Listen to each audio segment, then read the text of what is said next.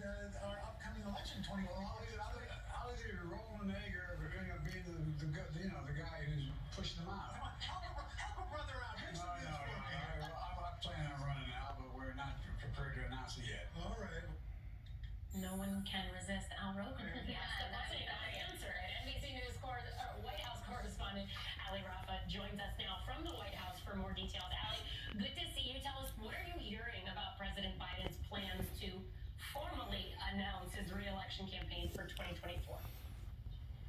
Yeah, guys, well, remember, we originally expected this announcement to come in April. April is here, and now this team around the president is signaling that this could come later rather than sooner for a few reasons.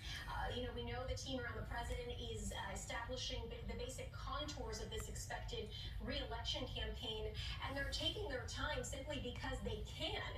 We know that there hasn't been any significant Democratic challengers to come out and challenge President Biden. As a matter of fact, the likely Democratic contenders that we thought of maybe weeks or months ago have already committed to being surrogates for the president if he decides to run in 2024. It's also a strategic decision by this White House because the longer the president takes to formally announce this decision, the less notice and the less preparation it makes available to those possible Democratic challengers in anticipation of a bid for the White House. The president also taking advantage of the spotlight, the media spotlight being on the former president and his legal woes, taking the pressure, the attention off of the current president. And he's taking this time to really go around touting his legislative accomplishments. We're seeing him do that with this Invest in America tour.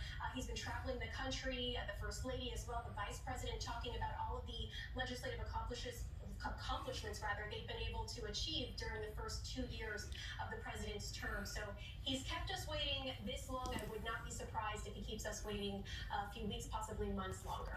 And now there's some technicalities too. Once he announces the fundraising rules and certain other aspects of the campaign kick in, a source is telling NBC News interviews for Biden's campaign leadership team, and those have already taken place, and potential candidates have been told to, quote, hang tight. What more do you know about that? Well, undoubtedly, this extra time has been an advantage for this team who's been conducting these interviews and having the time to vet these candidates, to get them these positions.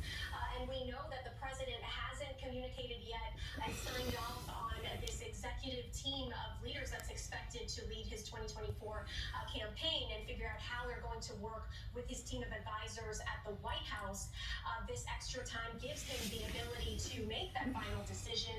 We're hearing some familiar names from the 2020 campaign trail, possibly even people that have gone further back with the president to his days as vice president. So we're going to have to wait and see who this final team consists of when this official announcement comes out, guys. All right, NBC News White House correspondent Ali Rafa. Thank you so much, Ali.